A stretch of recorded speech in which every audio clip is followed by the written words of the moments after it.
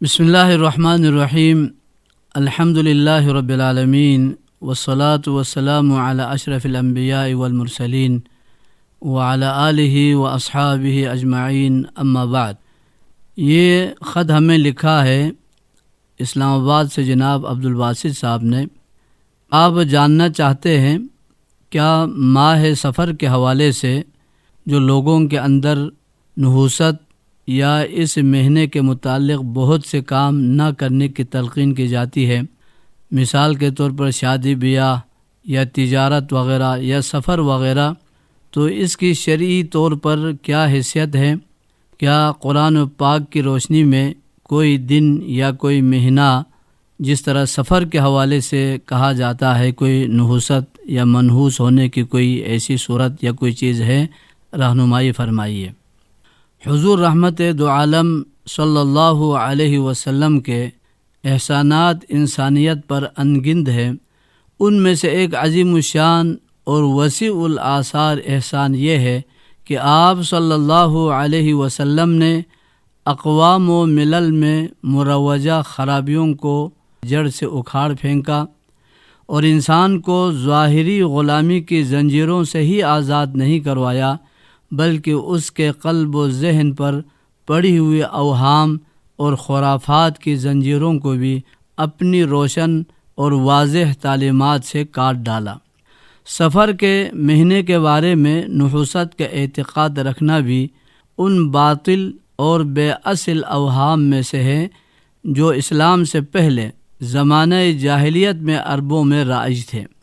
اور انہی کے ورثے کے طور پر کئی جاہلی معاشروں میں بھی پائے جاتے ہیں۔ کوئی سمجھتا ہے کہ یہ آلام و مصائب اور فتنہ و فساد کا مہینہ ہے، اس میں وبائیں پھوٹتی ہیں۔ کچھ گمان کرتے ہیں کہ یہ ایک سانپ ہے جو انسان کو بھوک کے وقت کاٹتا ہے اور ایذا اور تکلیف دیتا ہے، اور ایک کی بیماری دوسرے کو لگانے کا سبب بنتا ہے۔ حضور رسالت مآب رحمت للعالمین صلی اللہ علیہ وسلم نے اس وہم کی صراحت کے ساتھ نفی فرمائی۔ آپ علیہ الصلاۃ والسلام کا ارشاد گرامی ہے، لا یعدی شیء شیئا فمن اجرب الاول لا عدو ولا صفر خلق اللہ کل نفس، کہ اللہ تبارک و تعالی نے ہر چیز کی تقدیر لکھ دی ہے، لہٰذا کوئی شے اپنی بیماری دوسری طرف از خود منتقل نہیں کر سکتی، وگرنہ پہلے کو بیماری کہاں سے لگی؟ بیماری اللہ کی مشیت کے بغیر از خود متعدی نہیں ہوتی، اور نہ سفر کوئی چیز ہے۔ اللہ تعالیٰ نے ہر جان کو پیدا کیا، اس کی عمر، اس کی روزی لکھ دی، اور اس کو پہنچنے والی مصیبتیں بھی مقدر فرما دی اور لکھ دی ہے۔ اس لیے سفر کے متعلق یہ سمجھنا کہ یہ بڑا منحوس مہینہ ہے، اس میں فتنوں اور مصیبتوں کے دروازے کھل جاتے ہیں، اور اس میں جو کام بھی کیا جائے اس کا انجام بخیر نہیں ہوتا، یہ سب ارشاد نبوی لا سفر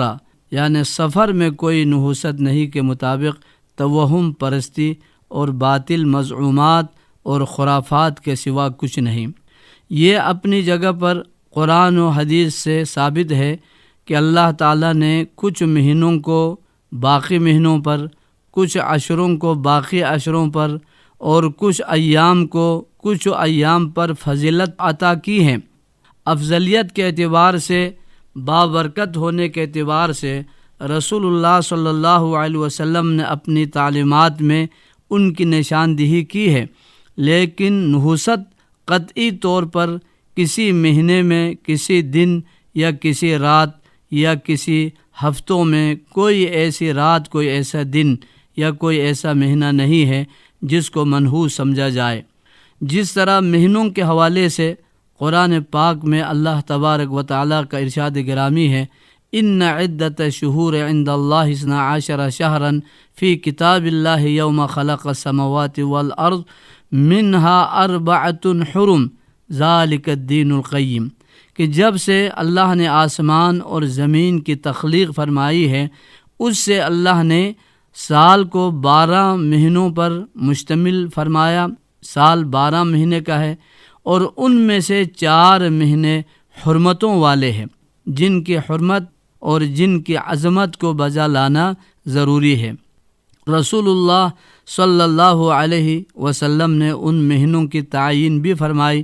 کہ آپ علیہ السلام کا ارشاد گرامی ہے کہ ان الزمان قد استدار كهيئته يوم خلق الله السماوات والأرض السنة 12 شهرا منها 4 حرم 3 متواليات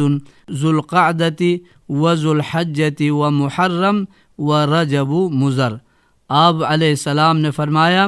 زمانہ گھومتا گھومتا اسی جگہ پر آپ پہنچا ہے کہ جس جگہ یا جس وقت اللہ نے آسمانوں اور زمین کو پیدا فرمایا تھا، اور جس وقت اللہ نے ان ایام کو پیدا فرمایا، اور اسی حدیث میں آپ نے فرمایا کہ سال 12 مہینے کا ہے، ان میں سے 4 حرمت والے،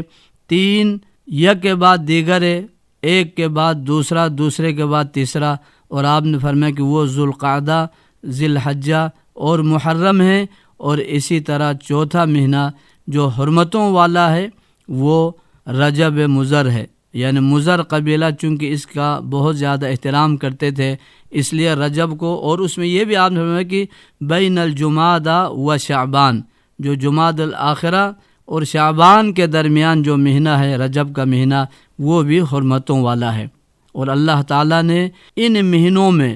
ظلم و زیادتی سے، تعدی سے اور دشمنوں سے لڑنے سے بھی اللہ تبارک و تعالیٰ نے منع فرمایا۔ یہ حرمت والے مہینے ہیں، فلا تظلموا فیہن انفسکم، ارشاد فرمایا کہ ان میں ظلم نہ کرو، زیادتی نہ کرو اپنے آپ کے ساتھ اور نہ کسی اور کے ساتھ۔ اور اسی طرح جمعے کے دن کو رسول اللہ صلی اللہ علیہ وسلم نے افضل ترین یوم قرار دے دیا۔ خیر یوم طلعت علیہ الشمس یوم الجمعہ، یعنی جن دنوں پر سورج طلوع ہوتا ہے، یعنی تمام دنوں میں سے سب سے افضل دن جمعہ کا دن ہے۔ اس میں اللہ تعالیٰ نے حضرت آدم کو پیدا فرمایا، اسی دن اللہ نے حضرت آدم کو جنت میں داخل فرمایا، اسی دن اللہ نے ان کو جنت سے نکالا، اور اسی دن اللہ نے ان کی توبہ قبول فرمائی، اور لا تقوم الساعۃ الا یوم الجمعہ، اور قیامت بھی جمعہ کے دن ہی قائم ہوگی۔ تو افضل یوم جسے اللہ کے نبی علیہ السلام نے ہفتہ واری عید قرار دیا جمعہ کے دن کو کہ ان اللہ جعل ھذا اليوم عیدا للمسلمین، اور اس میں ایک وقت اور ایک لمحہ ایسا بھی اللہ نے رکھا، ایک گھڑی ایسی بھی رکھی ہے اللہ تعالیٰ نے کہ جس میں کوئی بھی مسلمان اللہ تعالیٰ سے کوئی دعائے خیر کرے گا، اللہ تعالیٰ اس کی دعا کو ضرور قبول فرماتا ہے۔ اور اسی دن کے حوالے سے رسول اللہ صلی اللہ علیہ وسلم فرمایا کہ اکثروا علیہ من الصلاۃ، کہ جمعہ کے دن مجھ پر زیادہ سے زیادہ درود و سلام پڑھا کرو۔ تو جمعہ کی فضیلت تو موجود ہے، جیسے عشرہ ذی الحج کے بارے میں کہ ابتدائی جو 10 دن ہیں، ان 10 دنوں کو تمام سال بھر کے دنوں پر اللہ کے نبی علیہ الصلاۃ والسلام نے افضل قرار دے دیا۔ اسی طرح رمضان کے آخری عشرہ، جو آخری 10 راتیں ہیں، وہ سال بھر کے تمام راتوں سے افضل رات اللہ کے نبی علیہ السلام نے قرار دیا۔ تو فضیلت کے حوالے سے،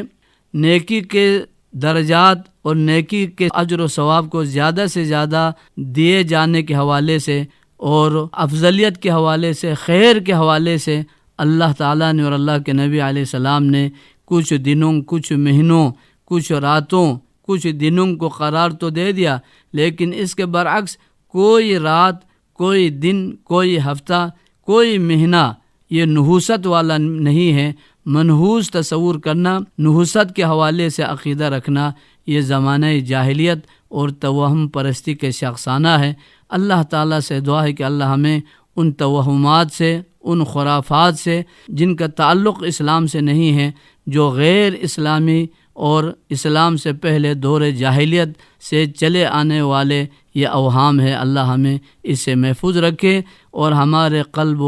اور ہمارے دلوں کو اللہ تعالیٰ ایمان پر مضبوط کر دے، اللہ پر یقین اور اللہ پر توکل کے حوالے سے اللہ تعالیٰ ہمارے ایمان کو اور مضبوط فرما دے۔